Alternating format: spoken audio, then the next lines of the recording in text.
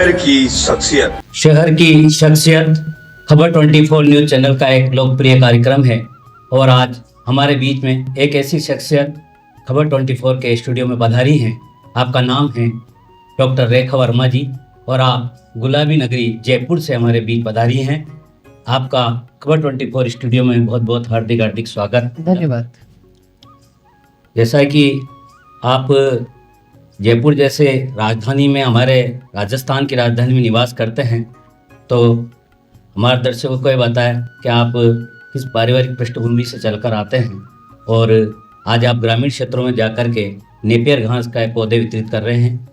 तो आप थोड़ा अपनी पारिवारिक पृष्ठभूमि के बारे में जानकारी दें। मेरा नाम डॉक्टर रेखा वर्मा है और मैंने MBBS और MS कर रखा है।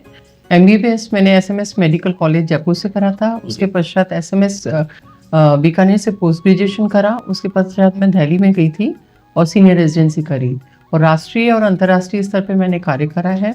इसके अलावा जो मेरे पारिवारिक पृष्ठभूमि में आप देखिए जी, मेरे जो पिताजी थे वो भारतीय प्रशासनिक सेवा के अधिकारी थे, लेकिन उनकी जो पोस्टिंग है वो काफ़ी जगह हुआ करती थी और वहाँ पे मुझे प्रकृति से बहुत प्यार हो गया।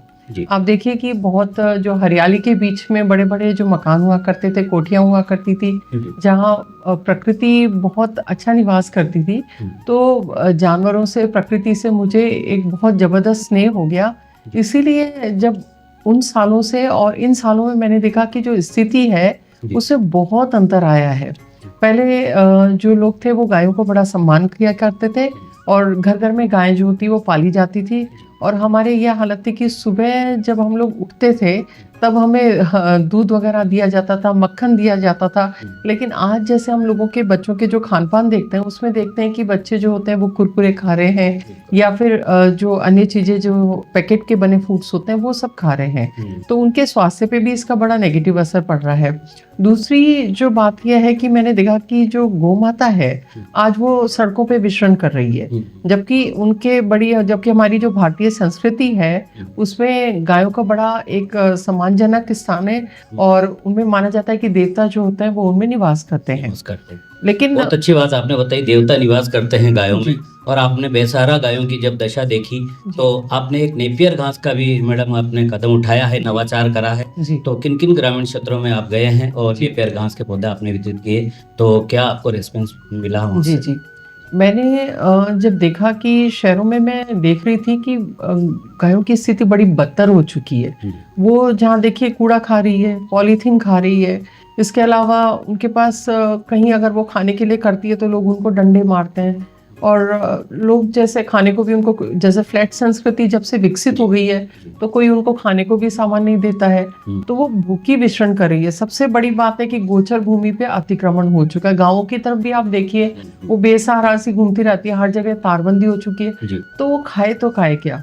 तो इसीलिए ये सब विचार करते हुए मैंने एक दिन ऐसे ही नेट पे मैं सर्च करी थी तो मैंने नेपियर घास का देखा। मैं देखा कि ये घास बहुत जल्दी बढ़ती है, तो इसीलिए इस घास का पता करने के लिए मैं यहाँ के जो कृषि विश्वविद्यालय वहाँ पे मैं गई और मैंने वहाँ पे जो वहाँ कृषि वैज्ञानिक है उनसे संपर्क करा। तो उन्होंने मुझे बताया कि किसी गाँव में एक कृषक है, शिवजी राम जी करके पाटीदार है, वो नेपियर घास लगाते हैं। तो मैं उनके गाँव बाड़ोदिया गाँव गई और वहाँ से मैंने नेपियर घास ली और उस घास के मैंने काफ़ी सारे जो छोटे छोटे, वो एक गन्ने की प्रजाति से डेवलप हुई है ये घास और बेसिकली सूडान की है। और उससे मैंने उसके काफ़ी सारे पौध बनाए और पौध बना के मैंने काफ़ी सारी गौशालाओं को वितरित करा। झालावाड़ जिले में मैंने वितरित करा है, मालखेड़ा गांव में करा है। इसके अलावा इतने सारे गांवों में और लोगों को भी जागरूक कर करके सड़क पे खड़े हो के मैंने नेपियर घास दी है, क्योंकि मेरा सपना ये है कि अगर गौ माता को हम नेपियर घास हर जगह लग जाएगी, अगर एक इंसान जो है वो कम से कम 5 या 10 पौधे नेपियर का लगाएगा तो आप ये मान के चलिए कि मतलब गौ माता के लिए खाने की कमी हो ही नहीं सकती है। नेपियर घास का उत्पादन किसान भाई हमारे आसानी से किस प्रकार से करें जिससे गोवंश को और बेसहारा गायों को हरा चारा उपलब्ध हो जाए, तो इसका आसान तरीका क्या है और किन क्षेत्रों में आप प्रयास कर रहे हैं नेपियर घास को उत्पादन करने का, और हमारे किसान भाइयों का आप थोड़ा हमारे दर्शकों को? देखिए, मेरा ये सपना है कि जो सोचना है वो ये है कि जो किसान है वो बड़ा परेशान रहते हैं कि जो गोवंश है वो उनके खेतों में आ जाता है उनकी फसल का नाश कर देता है। तो अगर नेपियर घास की कम से कम अपने खेत के चारों तरफ अगर बाड़ भी लगाते हैं, तो उससे जो होता है, जो इस ढंग से जो जानवर जो घूम रहे हैं वो उनकी फसलों का पहला नुकसान नहीं करेंगे, उनको सफिशिएंट चारा मिलेगा। दूसरा, इसके अलावा मेरा ये सोचना है कि अगर किसान जो है वो अगर 10 बीघा भी उनके पास जमीन है, तो कम से कम 2 या 3 बीघा में अगर वो नेपियर घास लगाते हैं तो सफिशिएंट जो 10 या 15 जो गायें जो सड़क पे घूम रही है उसको वो खेत में आराम से बांध सकते हैं। और उनको बांध के अगर वो गोमूत्र और गोबर अगर खेत में ही करेगी तो खेत की उर्वरता क्षमता बढ़ेगी। दूसरे, इसके अलावा उसमें जो खेत में जो कार्बन की मात्रा है वो भी बड़ी पड़ेगी। अब उसके बाद हमें जो यूरिया और पेस्टिसाइड पे जो हमारी निर्भरता है वो भी हमारी कम होगी। क्योंकि सबसे बड़ी बात है कि हमारी जो प्राकृतिक खेती जो है, हमारे प्रधानमंत्री जी ने भी बोला कि प्राकृतिक खेती को बढ़ावा देना बहुत जरूरी है, लेकिन उसके लिए गाय कहाँ है? गाय तो हमारी सड़कों पे घूम रही है, गोवंश होता है वो सड़कों पे घूम रहा है, फिर हमें गोबर गोमूत्र मिलेगा कहाँ से? तो इसीलिए जरूरी है कि हर किसान जो है अपने खेत में नेपे लगाए, और जो बाहर बेसहारा जो गोवंश घूम रहा है, बैल हो चाहे गाय हो, उसको अपने खेतों में बांधे, कम से कम 10 या 15, तो भी उसके खेत में वो सफिशिएंट मात्रा में गोबर और गोमूत्र करेंगे, ना तो उसके ऊपर चारे का बर्डन पड़ेगा और खेत की उर्वरता क्षमता भी बढ़ेगी। रेखा जी, जैसा आपने बताया कि गोबर, गाय का गोबर भी बहुत उपयोगी रहता है, तो किस तरीके से गाय के गोबर का हम उपयोग करके और हमारे किसान भाई बायोगैस के जरिए किस प्रकार से लाभ प्राप्त कर सकते हैं, थोड़ा इस पे भी आप बताएं। देखिए, गाय जो है एक गो, हमारे पुराने जमाने में जो एक सिस्टम हुआ करता जिसको हम बोलते थे गो आर्थिक तंत्र, मतलब सभी जो किसान थे वो आत्मनिर्भर थे, गांव थे वो आत्मनिर्भर थे, क्योंकि जो भी हमारी जरूरतें होती थी वो एक दूसरे से पूरी हो जाती थी। जाति प्रथा थी, लेकिन वो असल में वो प्रोफेशनल लोग थे, जो बड़े एक्सपर्ट लोग थे। गांव की जरूरतें एक दूसरे के साथ पूरी होती थी। अच्छा, उसमें जो गाय और जो बैल थे वो हमारे अभिन्न अंग थे हमारी जीवनी के। जैसे बैल का होता है ट्रांसपोर्टेशन में यूज करना, कोल्हू का बैल जो होता है वो तेल वगैरह में यूज करना, और गाय जो होती है वो दूध वगैरह में, दूध से बने जो प्रोडक्ट्स है वो यूज करना। और इसके साथ ही आप देखिए कि ट्रैक्टर वगैरह नहीं हुआ करते थे, तो बैल से खेती होती थी, तो एक तो आपका पॉल्यूशन नहीं होता था, दूसरी बात है कि वो बेचारा जो खेत की जो फसल होती थी उसका डंठल खा लेता था और वो गोबर भी कर देता था खेत में। तो सबसे बड़ी बात है कि आपकी खाद पे आपको बाहर से खरीदने की जरूरत नहीं थी, है ना। तो हमने ये जो चीज है इसको बड़ा नजरअंदाज कर दिया। अब हर चीज हम बाहर से करें। अब आप देखिए कि जो गोबर होता है, गोबर से आज की तारीख में जो हमारी गवर्नमेंट भी बहुत ज्यादा बढ़ावा दे रही है। इसके अलावा इससे वर्मी कंपोस्ट बनता है, केचुआ जो खाद होती है। तो केचुआ खाद जो होती है मार्केट में आराम से 10 या 12 रुपए किलो, तो इसकी मिनिमम रेट है, जो कि मतलब काफी संस्थाएं खरीदी है, इवन गवर्नमेंट बॉडी खरीदी है। अगर खुलेआम मार्केट में जाता है तो ये 20 से 25 रुपए किलो जा रहा है। तो एक जो खाद है उसमें आपने केचुआ डाला खेत में, और उससे जो गोबर खाद बनी, जो केचुआ खाद बनी है, तो उससे खेत की उर्वरता क्षमता बढ़ रही है, उसमें जो केचुए बढ़ रहे हैं। अच्छा, दूसरा जो गोमूत्र है, गोमूत्र से जैसे मुझे बताते हुए, वैसे मैं मेडिकल फील्ड से हूँ, लेकिन एलोपैथी की डॉक्टर हूँ, सर्जन हूँ, और आईवीएफ स्पेशलिस्ट भी हूँ, और लेप्रोस्कोपी सर्जन हूँ। जैसा आप सर्जन भी है और नून हॉस्पिटल में आप सेवाएं दे रहे हैं महिला रोग चिकित्सक के रूप में, तो आपका कोई ऐसा बड़ा जटिल ऑपरेशन आपने करा हो, शल्य चिकित्सा करी हो, जो क्षेत्र में काफी उसको कवरेज मिला हो मीडिया के अंदर भी, तो ऐसी कोई घटना थी आपके साथ? जी, तो मैंने जो कार्य करा है वो ये करा है कि मैंने जो इस क्षेत्र में सारी जो सर्जरीज है, ओपन सर्जरीज बिल्कुल बंद कर दी है। मैं केवल दूरबीन का कार्य कर रही हूँ। महिलाओं को जैसे बच्चेदानी का भी ऑपरेशन कराना है तो उन्हें आप पेट कटवाने की जरूरत नहीं है, पूरा लेप्रोस्कोपी दूरबीन से काम हो रहा है, तो बिल्कुल एडवांस टेक्नोलॉजी में जा रही है। ऐसे ही जैसे मैंने बताया कि गोबर की जैसे बात है कि उसमें जैसे आप इसे काफी चीजें बना सकते हैं। सबसे बड़ी बात है कि इससे बायोगैस बनाई जा सकती है। अगर किसान अपने घर में या खेतों में छोटी सी यूनिट भी अगर लगाता है बायोगैस की, गोबर उसके पास घर का ही गोबर है, गाय अगर है या फिर जो घूम रही है गाय, उनका भी गोबर यूज कर सकते हैं। अगर गोबर यूज करा तो बायोगैस बनेगी, वो खुद की गैस जलाएगा। उसके लिए आपको बाहर से गैस वगैरह खरीदने की, गैस सिलेंडर्स खरीदने की जरूरत नहीं पड़ेगी। अच्छा, खाद भी उसी से बन रही है, स्लरी जो होती है खाद की तरह यूज करें। आजकल बायोगैस से आपकी बिजली भी चल रही है। अच्छा, मैं सबसे बड़ी जो एडवांस चीज है वो है कि अब इसे बायो सीएनजी बनने लगी है। बायो सीएनजी से अगर हम लोग इस पे बहुत काम कर रहे हैं, हो सकता है कि हमें इस पे सफलता मिले, क्योंकि बहुत बायो सीएनजी की जो यूनिट्स होती है वो बड़ी कॉस्टली होती है, बहुत महंगी यूनिट होती है। तो मेरा जो अभी प्रयास ये है और हम इस विषय पे काम भी कर रहे हैं कि बहुत छोटे छोटे स्तर पे आर्थिक लेवल पे यूनिट बनाई जाए, ताकि हर किसान अपने घर में इस गोबर के कारण मोटरसाइकिल चला सके, अपना ट्रैक्टर चला सके, गाड़ियां चला सके। तो हमारे किसान भाई बायो सीएनजी के जरिए अपने वाहनों को चला सकते हैं, चाहे वो बाइक की बात करें चाहे ट्रैक्टर की बात करें, तो बहुत ही आसान है। तो नेपियर घास आपके लिए इतनी लाभदायक है, मैडम ने बताया है। और मैडम से हम ये भी जानना चाहेंगे, जो वर्मी कंपोस्टिंग की आप बात करी, तो उसमें जो महिलाएं भी इसमें सहयोग करें, महिलाएं भी आत्मनिर्भर बन सकती है, तो इसमें आप क्या कहना चाहिए? जी, महिलाएं देखिए गोबर से बहुत सारी चीजें बना सकती है।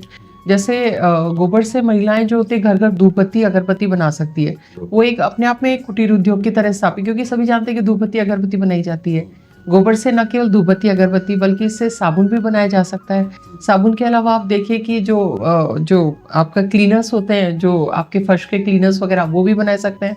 अच्छा, एक कोटा में एक बहुत ही गोमूत्र से एक जो चीज़ बनाई जा रही है, वो बनाई जा रही है संजीवनी रस, जो काफ़ी सारी बीमारियों में बड़ा उपयोगी पाया गया है। और संजीवनी रस से आप देखिए कि कैंसर जैसी बीमारियां, लीवर वगैरह जो अफेक्टेड है, उसमें भी उसका यूज़ पाया गया। और डॉक्टर अग्रवाल ने इस पे काम करा है, और वो बाकायदा पेटेंट प्रोडक्ट है, जिसको यूएसए में बड़ा लोग पसंद कर रहे हैं, लेकिन हम लोग हैं उसको नेग्लेक्ट कर रहे हैं। रेखा जी, आप गौ सेवा समिति भवानी मंडी से जुड़ी हुई है, और के राठी जी उसके अध्यक्ष, और आप सचिव के रूप में, पदाधिकारी के रूप में आप काम करती हैं। तो आपकी समिति आगामी क्या कार्यक्रम करने जा रही है गौ संरक्षण और गौ संवर्धन के लिए, थोड़ा बताएं। देखिए, मैं पूरे झालावाड़ जिले में भी कर रही हूँ 2 समितियों, जैसे आपने बताया राठी जी के साथ भी, और इसके अलावा मैं रुद्र सेना की जिलाध्यक्ष भी हूँ, नारी शक्ति की जिलाध्यक्ष भी हूँ। तो मैं दोनों ही क्षेत्र में काम कर रही हूँ, हम गौ सेवा पे काम कर रहे हैं। अच्छा, हमारा जो है कि मैं ग्रामीण क्षेत्रों से नेपियर घास लाती हूँ, और उसे सभी जो गौशालाएं होती है या फिर जहाँ भी हमें गोवंश दिखता है, वहाँ पे हम इसे निःशुल्क उपलब्ध कराते हैं। इसकी पौधे हम जो काफ़ी सारी पौध मैंने बनवाई है, और ये जो पौध भी जहाँ ज़रूरत होती है वहाँ जाके हम लोग देते हैं निःशुल्क तरीके से। और गौशालाओं में जो चारा जो है उपलब्ध कराना एक अपने आप में एक बहुत बड़ा चैलेंज है। और वो जो गौशालाओं को फेल होने का कारण ये है कि क्योंकि चारे के कारण उन पे बहुत ज़्यादा इकोनॉमिकल बर्डन पड़ता है। ठीक, अगर नेपियर घास लग जाएगी तो नेपियर घास का सबसे बड़ा फायदा है कि वो 10 साल तक को कहीं जाने ही वाली नहीं है, और बहुत सफिशिएंट मात्रा में 15 से 18 फुट तक की हो जाती है। तो गौ माता के लिए कभी खाना कम हो ही नहीं सकता। तो आर्थिक तंत्र मजबूत हो, इसके लिए आपने लगातार प्रयास किए हैं, और नेपियर घास को बढ़ावा दिया है गांव-गांव में, और आपको बढ़िया रेस्पॉन्स मिला है। किसान भाइयों ने इस बात को सराहा है, और आने वाले समय में नेपियर घास पूरे जिले में नहीं पूरे क्षेत्र में लगाई जाएगी, ऐसा हम विश्वास करते हैं। आपने बहुत सारी जानकारी साझा की है, और आप किसान भाइयों के लिए क्या संदेश देना चाहेंगे, और नेपियर घास को और आगे बढ़ाने के लिए आपके क्या प्रयास रहेंगे? देखिए, गोवंश को बचाना बहुत ज़रूरी है। आज वो समय है जब हम गौ माता की रक्षा कर सकते हैं, और मेरा यही बोलना है कि अपने घर घर में, अपने गांव में जो भी तालाब है उसके किनारे भी नेपियर लगाइए, अपने खेतों की बाड़ों में भी नेपियर लगाइए, और शहर के जो लोग हैं वो गमले में पौधे लगाते हैं, तो मैं बोलती हूँ कि नेपियर घास लगाइए। अगर आपने आज गायें बचा ली तो आपको प्राकृतिक जो खेती होती है वो उसकी उपलब्धता रहेगी, प्राकृतिक जो खाना है वो मिलेगा। नहीं तो आप देखिए कि हमारी जो पीढ़ियां हैं वो कैंसर और इतनी खतरनाक बीमारियों से ग्रसित हो रही है। इसका कारण ये है कि हम पेस्टिसाइड डाल रहे हैं, और उर्वरक वगैरह होते हैं उसका अत्यधिक जहाँ अनावश्यक रूप से प्रयोग कर रहे हैं। तो अगर गोमाता को बचाएंगे आप तभी कर सकते हैं। आप देखिए कि हमारे जो पूर्वज थे वो 90-90, 100-100 साल जिया करते थे, लेकिन आज हमारी हालत है कि 2 साल का बच्चा भी कैंसर से पीड़ित है। कई असाध्य बीमारियां असमय मौत का कारण बन रही है, और इसका सीधा सीधा बात यह है कि हम गौपालन हमने छोड़ दिया है। तो इस कार्यक्रम के माध्यम से रेखा जी आप यही संदेश देना चाहती है किसान भाइयों को और सभी हमारे लोगों को, युवाओं को भी गौपालन करें? जी, और मुझे पढ़े लिखे लोगों से बहुत शिकायत है कि मतलब जो जिम्मेदारी गायों के प्रति उनको निभानी चाहिए, जब से एजुकेशन आया है तब से वो लोग फ्लैटों में रहते हैं, तो गोवंश से उनका जो एक कनेक्शन या जो लगाव है वो एक ढंग से खत्म हो गया है।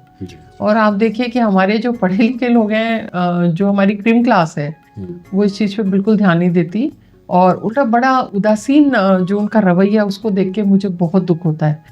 तो मैं बोलती हूँ कि अगर आपने पढ़ाई करी और आप अपनी संस्कृति से नहीं जुड़े हैं, या आप अपने तौर तरीकों से नहीं जुड़े हैं, तो आपकी पढ़ाई किसी काम की नहीं। शहर की शख्सियत में ये थी डॉक्टर रेखा वर्मा जी। आने वाले कड़ी में हम आपको परिचय कराएंगे किसी एक नई विभूति से, उनके व्यक्तित्व और कृतित्व से। तब तक बने रहें खबर 24 न्यूज चैनल के साथ।